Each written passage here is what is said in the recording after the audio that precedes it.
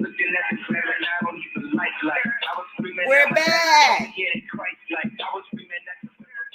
We're back. So anyway, I wanted you to just chime in on what Larry has said. Is that there was an ex-NFL player killed 6 people back in April. Philip Adams. He had an extraordinary amount of CTE in the frontal lobe area of the brain behind the forehead. And what does that mean?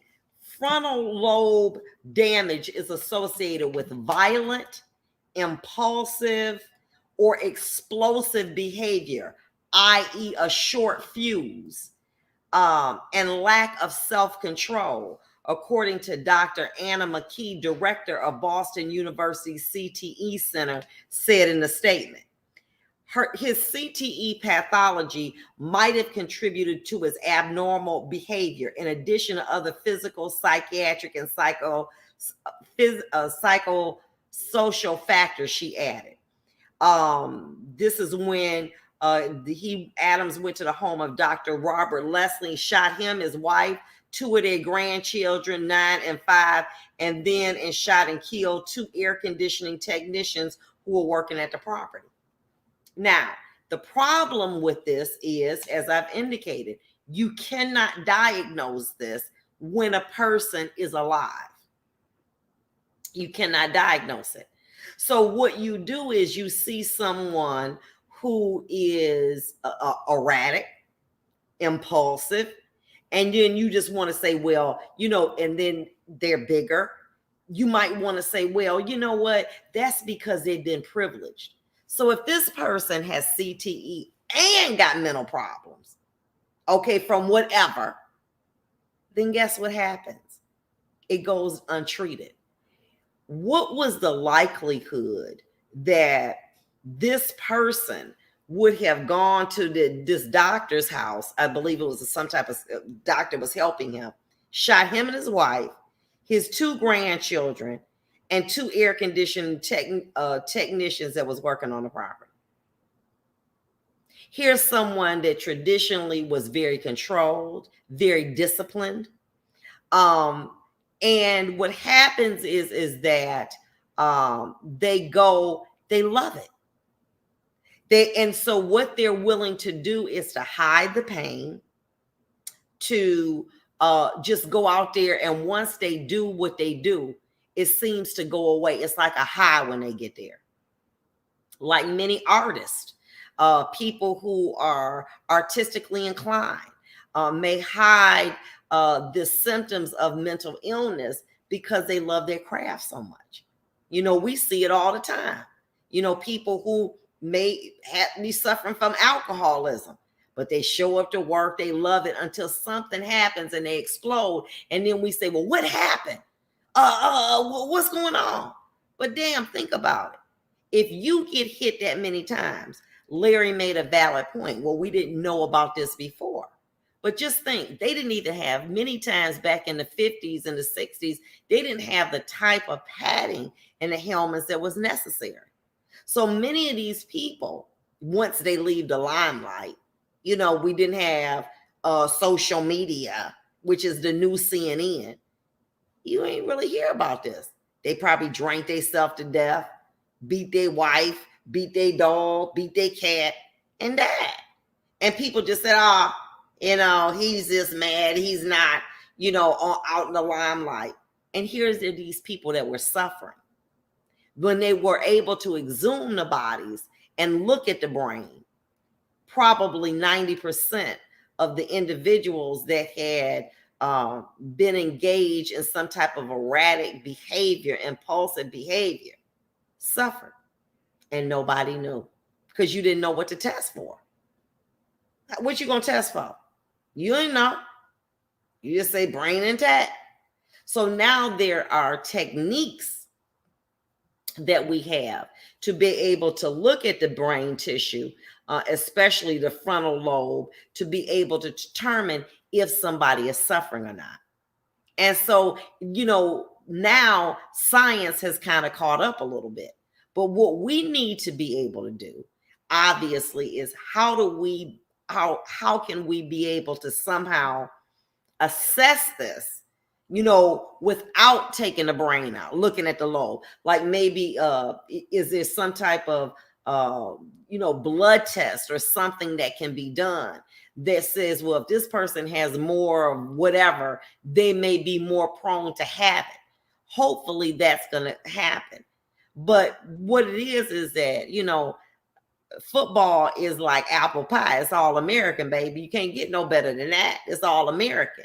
And then when people are angry, don't bring that science in here. We want to entertainment. We want to be entertained. We want to see who's going to go to the Super Bowl. We want to see who's going to do this. We want to see who's doing that. They're not concerned about somebody's health issues, because that's secondary to what they're doing. They're more concerned about making touchdowns, scoring football touchdowns, different things like that. That's what they're concerned about. And so as a result, when you start to say, oh, there's something wrong with them people, then automatically you are excluded. Give me a example. You're a police. It's starting to get to you a little bit. You say, Sarge, you know what? This bothered me a little bit. I don't know if I can keep doing this. Guess what they're going to do? They're going to take your butt right off of that field. I mean, take you right out of going, doing what you do every day. Why? Because you're a liability. And if you tell that you have a problem or you're suffering, you become a liability and you lose your livelihood. You lose your passion. You lose your dream. So what do? Self-medicate. Don't tell nobody. Let me tell you, I have heard of people that have tried to self-medicate so badly that, they will, soak alcohol and put it in their body just so that they can be able to get the relief from alcohol so that they can be able to function every day. But if they go and they tell somebody, I got this problem, man. You know what I'm saying? I don't know how I stumbled into it, but it's there. I be depressed. I just can't get up. You know what I'm saying? I'm sorry, whatever. We don't want to hear about that. You're paid to do a job. And if you don't do it, you're going to be punished. I understand. But what about the psychological or psychiatric issues that individual may be having? I understand that there are people that just may take advantage of something. We're not talking about situations like that. And it's especially profound in areas where, you playing football. How many kids playing football out there in the neighborhood ain't got no helmet on? A whole bunch. Before they even get to high school, how many times have they been hit in the head? A whole bunch. No helmets, nothing proper. And so then we get them and we train them and they're honored to do their sport. Like Larry said, it ain't a lot of people out here doing this. And so you going to pick me? I can't tell them about them voices. You going to pick me? I can't tell them about, me beating up my girlfriend. You going to pick me? I can't tell them that I'm acting out because I'm so honored to be a part of something that's just as American as apple pie, and that's football. So I'm not going to tell. And then all of a sudden it comes out, and we see this all over. We saw it with the little boy and young man in Oxford who was having allegedly psychiatric meltdowns, according to the newspaper. They went unattended. Boy, here go a gun. Go sit down somewhere.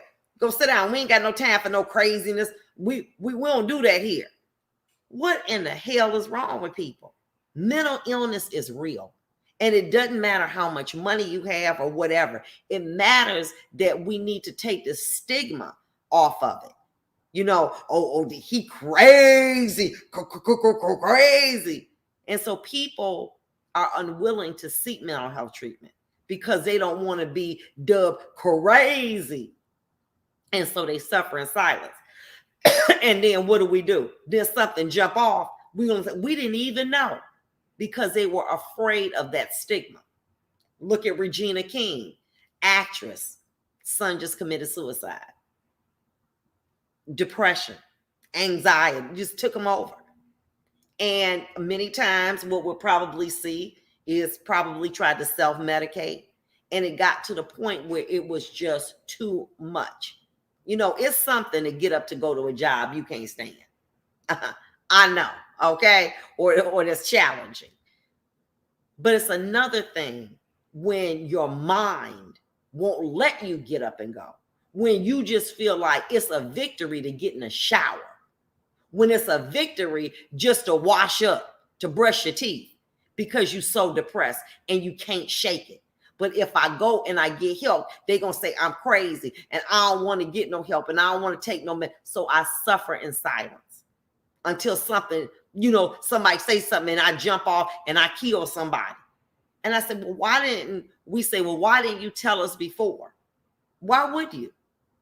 This society does not want to help people with mental illness. They're weak. They're crazy. They're less than what we are. We want people who are strong, who are beautiful. We don't want to hear about your problems. We don't want to know about your mental health. We don't care about that. Entertain us. And that's what we are, unfortunately. We'll be back. Vondas Court Unfiltered.